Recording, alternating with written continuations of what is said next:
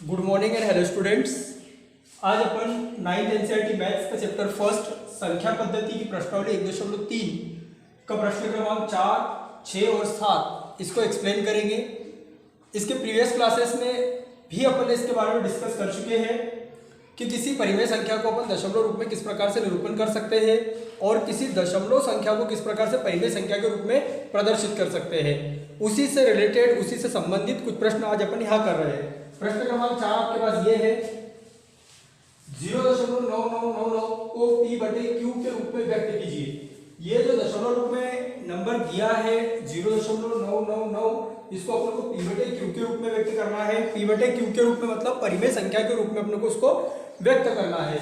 और क्या आप अपने उत्तर से चकित है, क्या आप अपने उत्तर से आश्चर्यचकित है, क्या आप आपको उत्तर से सरप्राइज है, इसके बारे में भी अपने को बताना है।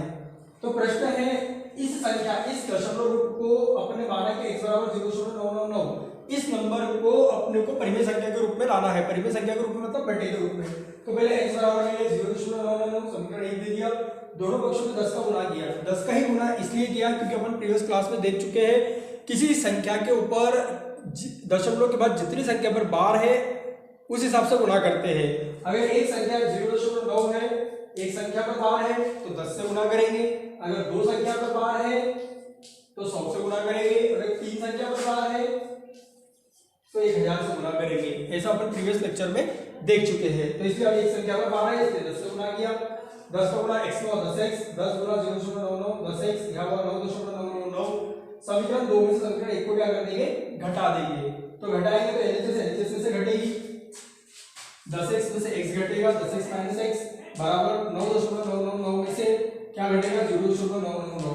यहाँ पर आएगा तो 10x में से x का 9x बचेगा, 9 में से बचा कितना, 9 बचेगा।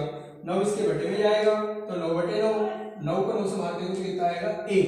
इस 1 को चाहे तो अपन 1 बटे 1 भी लिख सकते हैं।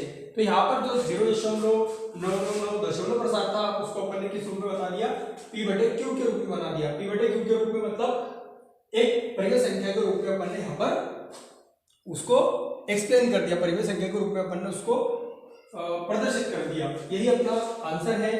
अब अगला प्रश्न क्रमांक 6 है, p बटे q के रूप की परिमेय संख्याओं के अनेक उदाहरण लीजिए। p बटे q की रूप की परिमेय संख्याओं के अनेक उदाहरण लीजिए जहां p और q पूर्णांक है। ऐसे बहुत सारे उदाहरण लेने हैं जो p बटे q के हैं रूप में है और p बटे q जहां पर पूर्णांक संख्या है और उनका जो q है वो 0 नहीं होना चाहिए। परिमेय संख्या में अपन ने देखा है कि हर कभी भी 0 नहीं होना चाहिए।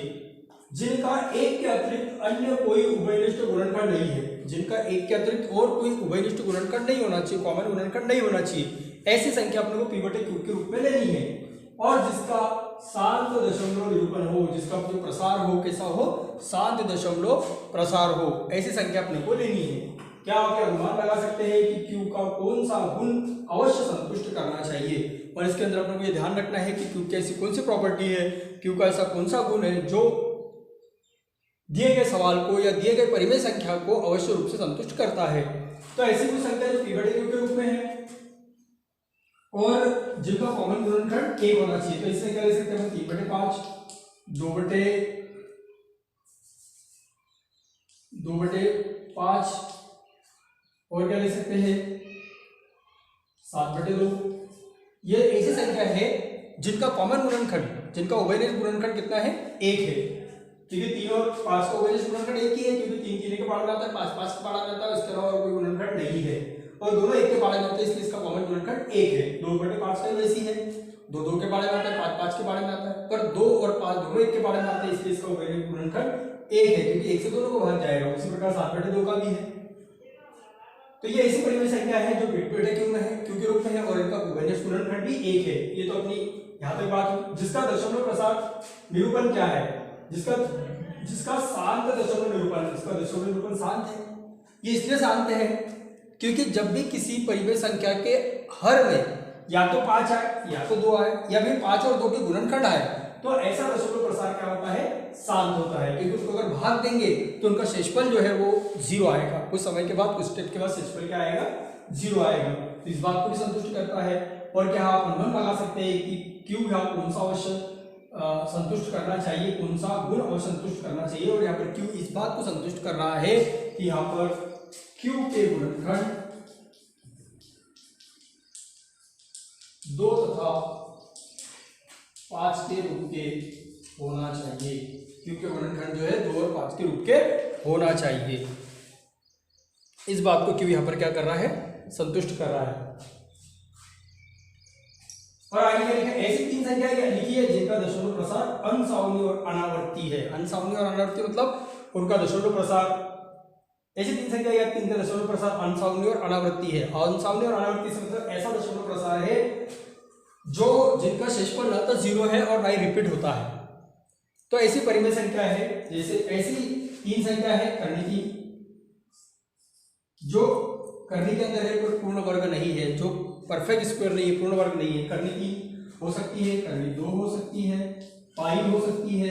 ये ऐसी संख्या है जिनका दशमलव प्रसार अनसावनी और अनावर्ती है, क्योंकि अगर अपन इनको भाग देंगे, इनको हल करेंगे तो इनका जो दशमलव प्रसार में भाग विधि से कर सकते हैं। अपन प्रीवियस क्लासेस में या प्रीवियस क्लासेस में देख चुके हैं। करनी 3, करनी 2 और पाई, ये जो है इनका दशमलव प्रसार अनसावनी और अनावर्ती है। बाकी अपन अगले लेक्चर में देखेंगे। Thank you very much.